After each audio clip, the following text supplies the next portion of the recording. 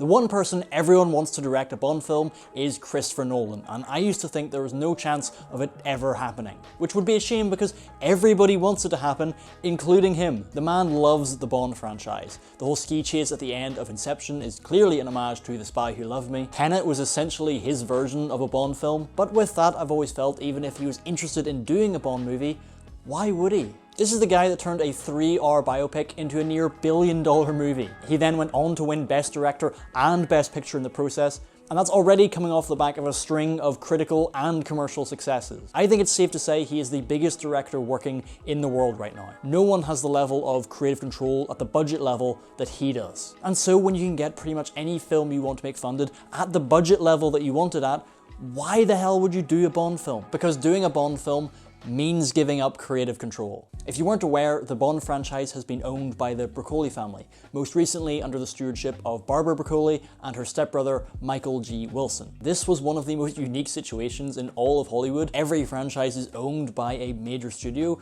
but Bond was essentially a family business, and so they've had complete control over the direction of the franchise. Obviously they hired directors to actually direct the film, but the final say of every decision ultimately went to them. And we saw that in action with No Time to Die. It was originally set to be directed by Danny Boyle. He's the guy that did Trainspotting, he did 28 Days Later, he won Best Picture and Best Director for Slumdog Millionaire. He's a fantastic filmmaker, one that's rated very highly and was a perfect choice to direct a Bond movie. So much so that you'd think they'd just let him get on with it and do the film as he wants to do it. And he got pretty far into pre-production of his version of the film. They were even building sets for it, but there was some disagreement between the direction Boyle wanted to go and where the Broccolis wanted the film to go, and so Boyle left the project. We don't have any information on what the disagreements were about or what Danny Boyle's vision of the film was going to be, but the fact the film fell apart so late into pre-production with one of the most respected directors in the industry goes to show just how much control the Broccolis have had over the Bond films, and just how protective they've been of the franchise. And you might think, okay, Boyle is very well respected, but he doesn't have the blockbuster background that Christopher Nolan does. Surely they would let Nolan do whatever the hell he wanted with a Bond film. But no, after Tenet he had apparently spoken to the Broccolis about directing a Bond film,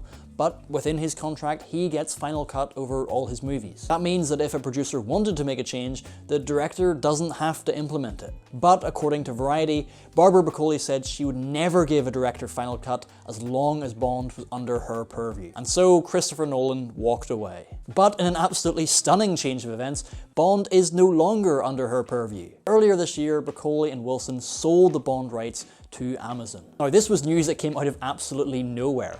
They've been very protective over the franchise, and there was lots of reports about them having issues with Amazon and the direction that Amazon wanted to take Bond in. But I guess the reported $1 billion they got for the sale did help change their mind. So the Broccolis are out. And now Amazon have announced that David Heyman, the producer best known for the Harry Potter films, and Amy Pascal, who's best known for producing the Sony Spider-Man films, are now the producers in charge of Bond. And so now the biggest question for annoying film people like me is, when they know that the biggest director in the world has an interest in a Bond film and walked away from the opportunity of doing one before, do they try and get him? And now that things have changed, would Nolan be interested in taking it on? And look, you could see him potentially being more interested now that the job would be doing a franchise reboot rather than having to do a continuation of the Craig era. The opportunity to pick a new Bond and set the direction for the following films for years to come isn't an opportunity that comes along very often. I mean, the last time it happened was 20 years ago. The timing of it with Nolan's schedule seems pretty decent as well. He's currently filming The Odyssey, which is set to come out in July of next year, so he's potentially not got another film lined up after that yet. And so with those factors, a Nolan Bond film seems like it's more possible now than it's ever been.